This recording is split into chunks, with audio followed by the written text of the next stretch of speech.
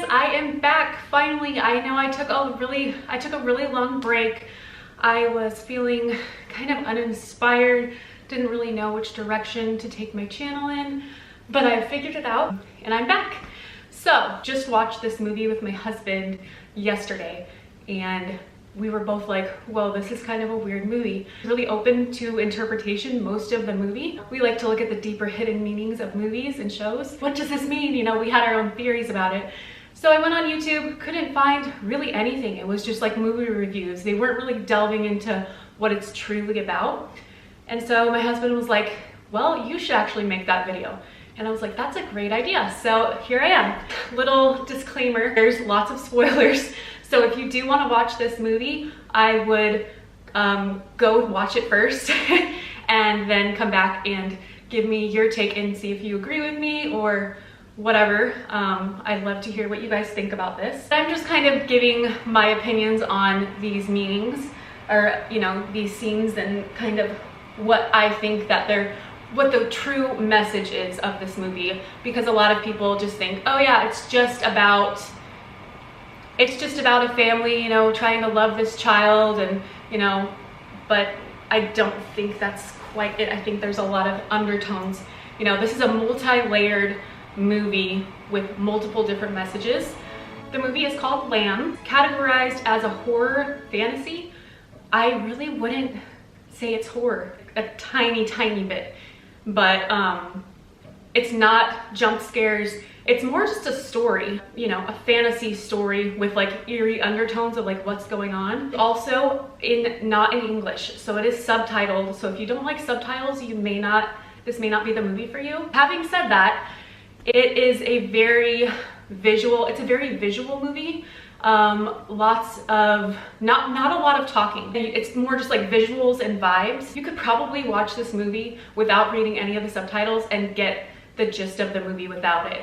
The main premise of this movie is about a couple that lives in Iceland, and they have a huge farm and they raise a bunch of sheep. It's very, very remote. It starts off, you know, just them, and they are helping a sheep give birth. Kind of this undertone of like something's off, like what's going on like in a relationship, or, you know, they kind of allude to things, but they don't really say what. They have this like shocked look on their face when one of the lambs is born, and we don't get to see it except for the head.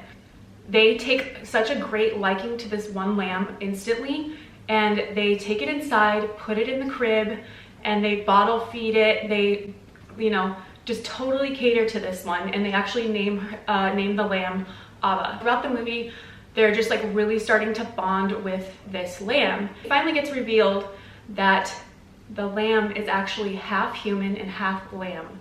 And so my first thought was, oh my gosh, okay, is this a movie about like genetic manipulation or mutation that happens? Are they trying to do something on their farm? Are they trying to like manipulate and see what they can do? In my opinion, I think that those things really do happen.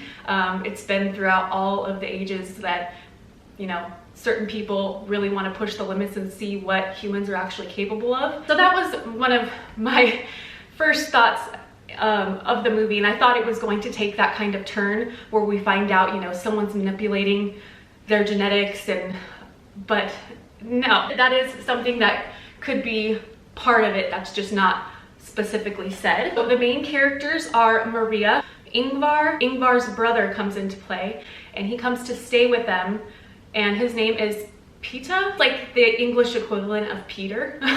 So I'm just gonna say that because I don't remember how it's pronounced. And when he gets there, it was very strange to me because I thought that they were going to try to hide the fact that they were raising this half human, half lamb child. But no, they were totally open about it, and, you know, they all sit down and they're like, yeah, you know, come on in, Alba. He is ultimately not very shocked, which I thought was weird. If I saw that in real life, I'd be like, whoa, what is this? Like, what's going on? And he just kind of was disgusted. It wasn't like he wasn't scared. He wasn't really shocked. He was just like, oh, like, this is gross. This is an animal. You need to get rid of it. You know, he really has a disdain for this animal, or animal human. And he wants to like eliminate it. But over time, he actually understands where they're coming from, and he grows a really strong bond with this lamb, with Abba. Maria and Peter have like this weird dynamic that they never really said anything about. It was just alluded to. He was constantly like flirting with her, hitting on her, and she kind of just was like, oh, stop, like, but it was, in my opinion, I feel like there was maybe like a fling or an affair that happened between them, and she's like over it now.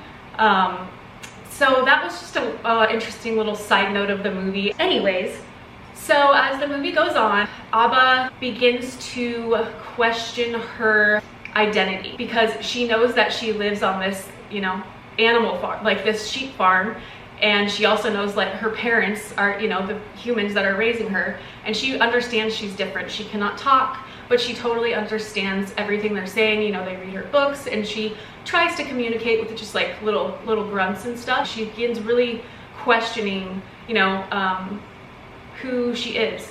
We see that a lot in the world today. Kids that are adopted, you know, you see a lot of kids as they get older, they really begin to question like, oh, I wonder what my biological family was like.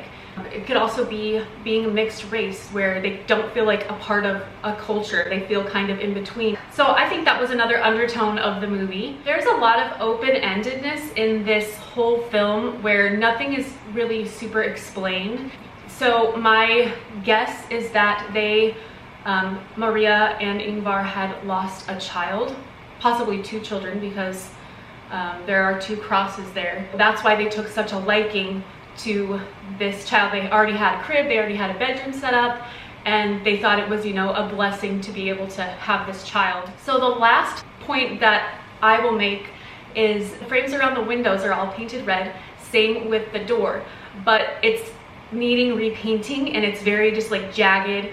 And you see one scene that Ingvar, the husband or the dad, is up there painting the window, repainting them red. He had never gotten to fix that. And so my interpretation of that, it just reminded me of the story of Moses in the Bible, and when everyone had to paint their doors with blood to not have the angel of death come. What is also going on in between all of this is there's just creepy undertones. The animals are freaking out.